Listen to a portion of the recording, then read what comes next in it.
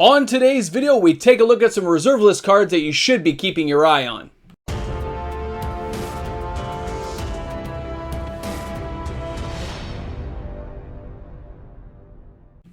Hey guys, welcome back. MTG Moxman here. If you're new to my channel, you somehow found me out there in the Pizza Wednesdays of life. Well, thanks a lot for checking me out on YouTube today. I really hope you guys enjoy it. Smash that subscribe button. Join in the fun. It's free to do, and I look forward to seeing you guys every day. Remember, every subscription helps me get closer to that goal of 10,000 subscribers and the party that will ensue. I'm looking forward to seeing everyone there. So today's video, reserve list conversation, some cards you should be keeping your eyes on. Now, in some cases, a lot of the people on my channel have these cards.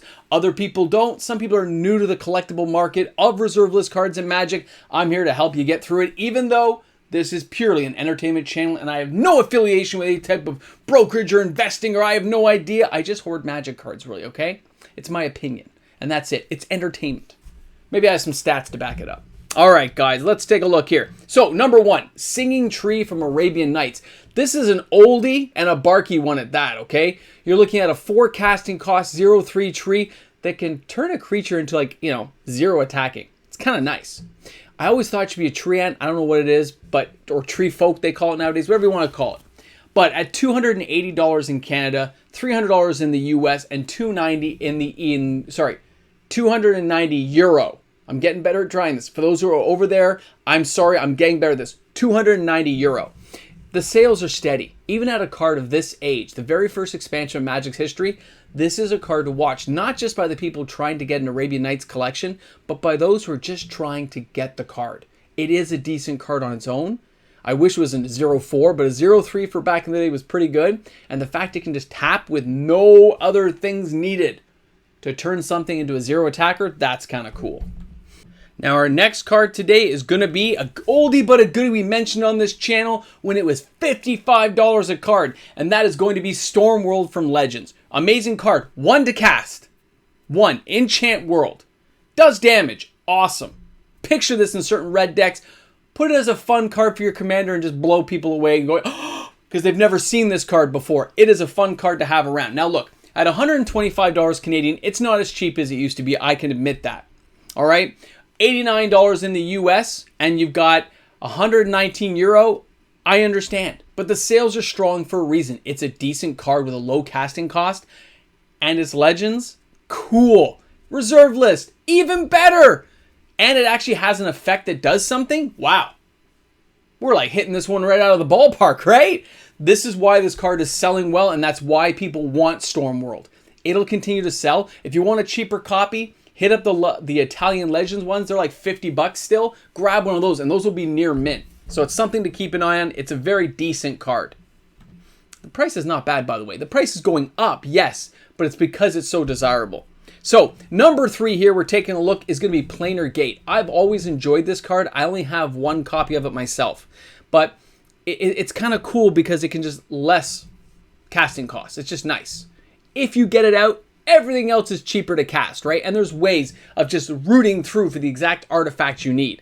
And then the rest of your deck gets a little bit easier to use. So it's amazing in Commander. All right, at $180 in Canada, $128 in the US, and €150. Guys, the sales are strong for a reason again. You can use cards to just filter through decks to get artifacts nowadays. Putting this in a Commander deck with the right combination of amazing Commander cards, putting this in there, it just makes everything that much easier to cast. Amazing, okay? Now, I understand it won't be for everyone, but again, Legends, one of the first 4 Horsemen sets, and we're also talking that, wow, it's reserve list. So it's not coming back. Again, I like the artwork. What can I say? It's a decent card. It has uses. All right, number 4. All right, number 4, Goblin Wizard. We've talked about the Dark before. People seem to think I have a hate on for the Dark. No, I can only review so many cards, and not all the cards in the Dark move. As you can see here in this case, the Goblin Wizard sales are slow. They are. It's slow. What can you say? It's selling 1 a month type deal, because not everyone needs this particular card, and it's only a 1/1 for 4 casting cost. The fact it can just put goblins onto the battlefield, though, that can be fun. Let's face it. And it's reserve list. So it's kind of like your own little personal didgeridoo. It can be a lot of blasting fun. And Goblin decks love it. That's why it's used in Commander so often. $185 in Canada. You're looking at $130 in the US as an average price, and €145. Probably almost said that wrong. €145. But the sales are slow. This card will continue to climb. It's going to hit the $500 level. You can take it to the bank. It's the way it's going to be. There's not that many in existence. Especially if you're looking for near mint copies. Don't get me started, okay? Awesome card. Something to keep an eye on. Goblin Wizard. He's a wizard! All right, number 5.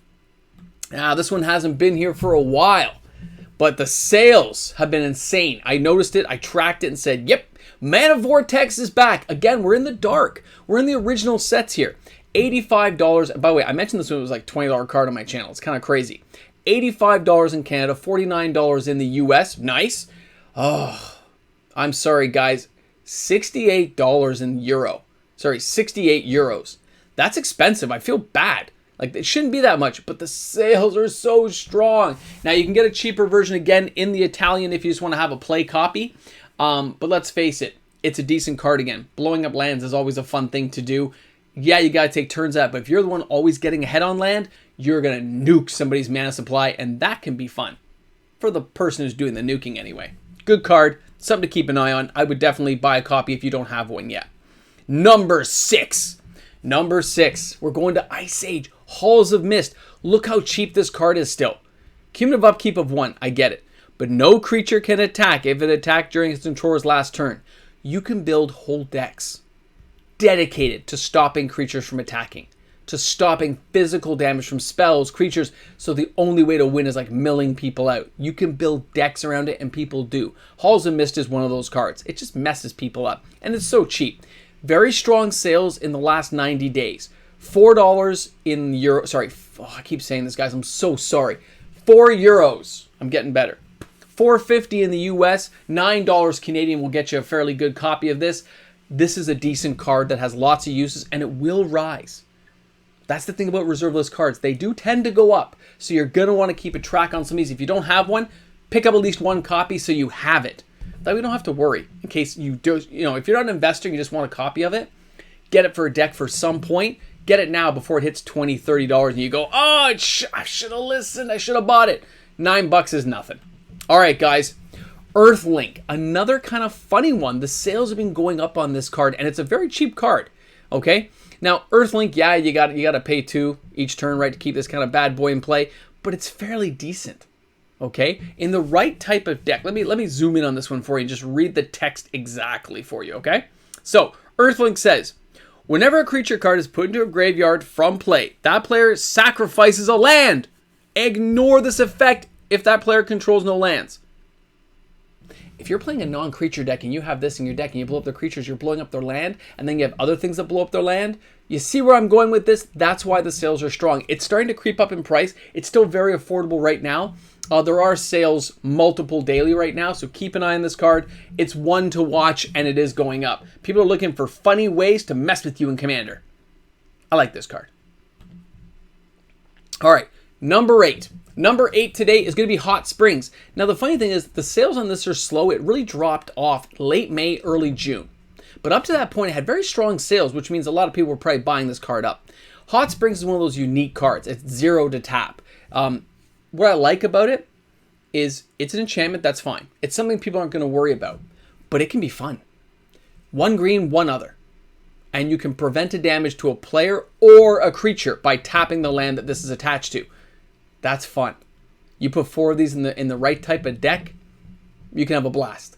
You put it in your commander deck as a thing to help keep some creatures alive when people least expect it, or at least make them second guess what they're doing. And let's face it, $4 Canadian, $1.25 in the US, $1.85 euro, €185. Yeah, that's it, €185. Sales may be slow, but it is reserveless and it's not coming back. It's a card to keep an eye on, okay?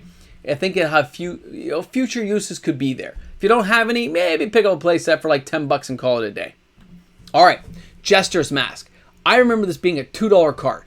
I remember playing with it back in the day and it was a lot of fun. But then it went dead because it's $5 to get out. But here's what people are starting to notice, and that's why the sales are strong. You can put this for $15 Canadian. €8. $550, $650 in the US, depending on the copy you're getting. You can put this in a commander deck. Since everyone's your opponent, you want to make a friend? Give them the cards they need to help mess somebody else up. They're going to leave you alone. It can be a lot of fun in Commander, and that's why people are buying it. Because I've seen it used, and it's hilarious. So, Jester's Mask here is finding new uses in Commander because you're casting it, but you're not using it to mess somebody up.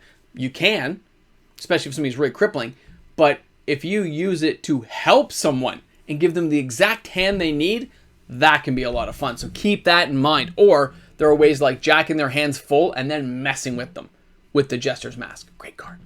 Great times can be had with some of these cards, guys. That's the point, especially in Commander nowadays. Now, number 10, the last card on the list today, is going to be the minion of Tavashava. I like this card.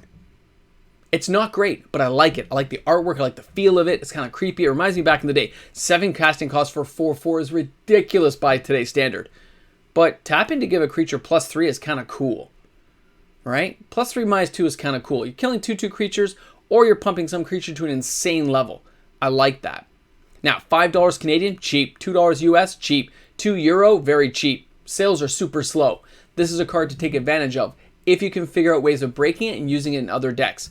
The idea of just tapping and pumping creatures up can be a lot of fun. Okay, and there are ways of doing it.